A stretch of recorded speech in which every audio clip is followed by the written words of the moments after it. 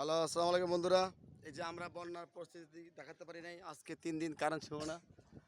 4 দিন পর কারেন্ট আসছে। এই যে বন্যার মানুষগুলো দেখেন অনেক কষ্টে আছে, এই বিল্ডিংয়ে থাকে। আপনারা দোয়া করবেন। এই যে বন্যার মানুষ, মুখ দেখা। এই যে বন্যা, আপনারা বন্যা কেমন আছেন? ভালো আছেন নি? লাইক দিলে মনে হয় হাগল।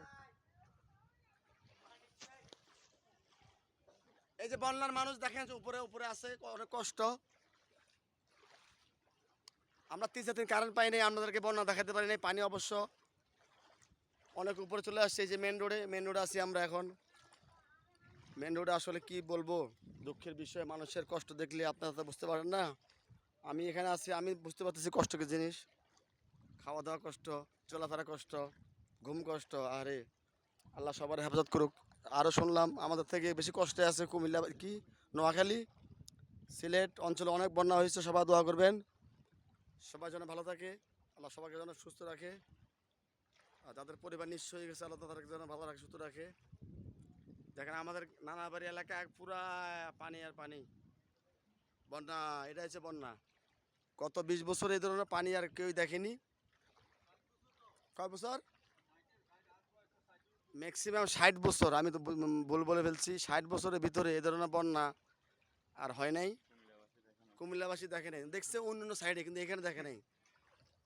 কুমিল্লা হয়েছে, অন্য অন্য জায়গায় হয়েছে, এখানে হয় নাই আর কি।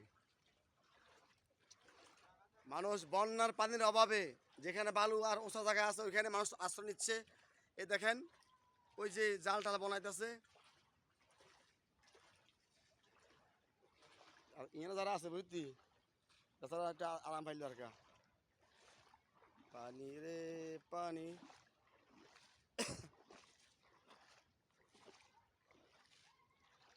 দেখেন মানুষ বন্যার পানি নিয়ে কষ্ট আছে, আর এরা মাছ ধরায় ব্যস্ত আছে। দেখছেন? এই বেয়াদব, মুখে লাগাম দিয়ে কথা বলে বেয়াদব। বন্যার পরিস্থিতি তুলে ধরতেছি আমরা এখানে, আর তুমি মস্কার করতেছো না। এই দেখেন দেখেন, এই যে ফোলা হাইনগুলা, এগুলা হাজলামি করে।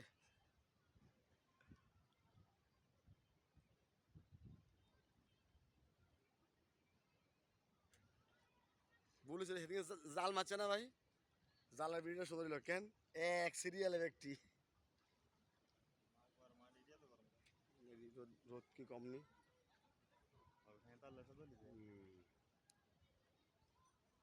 এই জায়গাটা একটু শুকনো আছে রে। জায়গাটা আশ্রয় কাণ্ড করলে